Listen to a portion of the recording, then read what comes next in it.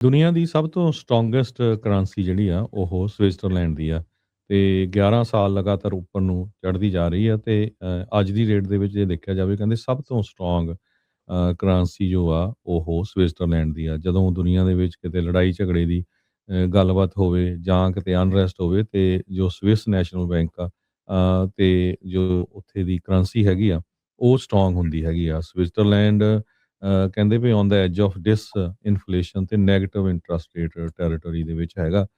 ਪਿਛਲੇ ਦਿਨਾਂ 'ਚ ਆਪਾਂ ਦੇਖਿਆ ਵੀ ਸੋਨਾ, ਚਾਂਦੀ ਉਹਨਾਂ ਦੇ ਜਿਹੜੇ ਰੇਟਸ ਆ ਬਹੁਤ ਜ਼ਿਆਦਾ ਉੱਪਰ ਚਲੇ ਗਏ ਹੈਗੇ ਆ। ਸੋ ਸੇਫ ਹੈਵਨ ਐਸੈਟਸ ਜੋ ਆ ਸਵਿਟਜ਼ਰਲੈਂਡ 'ਚ ਆ ਉਹਨਾਂ ਦਾ ਗੁੱਡ ਸਟਾਰਟ ਹੋਇਆ। ਕਹਿੰਦੇ ਵੀ 3.5% ਆਲਰੇਡੀ ਗੇਨ ਹੋ ਚੁੱਕਾ ਹੈ ਇਸ ਪਹਿਲੇ 27-29 ਦਿਨਾਂ ਦੇ ਵਿੱਚ ਅਗੇਂਸਟ ਯੂਐਸ ਡਾਲਰ। ਤੇ ਪਿਛਲੇ ਸਾਲ 12.7% ਜਿਹੜੀ ਤਾਕਤ ਆ ਉਹ ਸਵਿਸ ਫਰੈਂਕ ਦੀ ਵਧੀ ਸੀ। जी, बिल्कुल।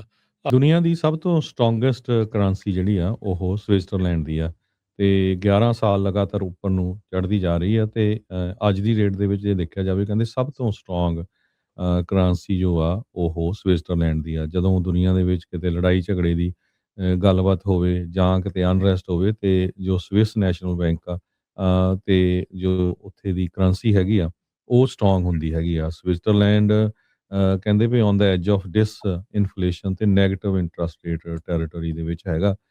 ਪਿਛਲੇ ਦਿਨਾਂ 'ਚ ਆਪਾਂ ਦੇਖਿਆ ਵੀ ਸੋਨਾ, ਚਾਂਦੀ ਉਹਨਾਂ ਦੇ ਜਿਹੜੇ ਰੇਟਸ ਆ ਬਹੁਤ ਜ਼ਿਆਦਾ ਉੱਪਰ ਚਲੇ ਗਏ ਹੈਗੇ ਆ। ਸੋ ਸੇਫ ਹੈਵਨ ਐਸੈਟਸ ਜੋ ਆ ਸਵਿਟਜ਼ਰਲੈਂਡ 'ਚ ਆ ਉਹਨਾਂ ਦਾ ਗੁੱਡ ਸਟਾਰਟ ਹੋਇਆ।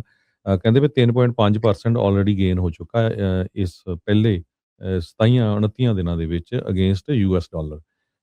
ਤੇ ਪਿਛਲੇ ਸਾਲ 12.7% ਜਿਹੜੀ ਤਾਕਤ ਆ ਉਹ ਸਵਿਸ ਫਰੈਂਕ ਦੀ ਵਧੀ ਸੀ। जी, बिल्कुल।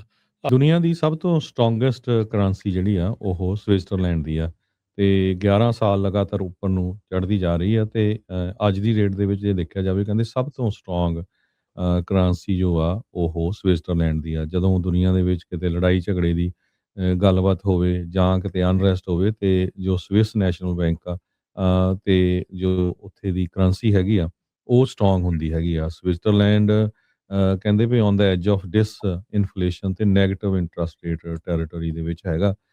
ਪਿਛਲੇ ਦਿਨਾਂ 'ਚ ਆਪਾਂ ਦੇਖਿਆ ਵੀ ਸੋਨਾ, ਚਾਂਦੀ ਉਹਨਾਂ ਦੇ ਜਿਹੜੇ ਰੇਟਸ ਆ ਬਹੁਤ ਜ਼ਿਆਦਾ ਉੱਪਰ ਚਲੇ ਗਏ ਹੈਗੇ ਆ। ਸੋ ਸੇਫ ਹੈਵਨ ਐਸੈਟਸ ਜੋ ਆ ਸਵਿਟਜ਼ਰਲੈਂਡ 'ਚ ਆ ਉਹਨਾਂ ਦਾ ਗੁੱਡ ਸਟਾਰਟ ਹੋਇਆ। ਕਹਿੰਦੇ ਵੀ 3.5% ਆਲਰੇਡੀ ਗੇਨ ਹੋ ਚੁੱਕਾ ਹੈ ਇਸ ਪਹਿਲੇ 27-29 ਦਿਨਾਂ ਦੇ ਵਿੱਚ ਅਗੇਂਸਟ ਯੂਐਸ ਡਾਲਰ।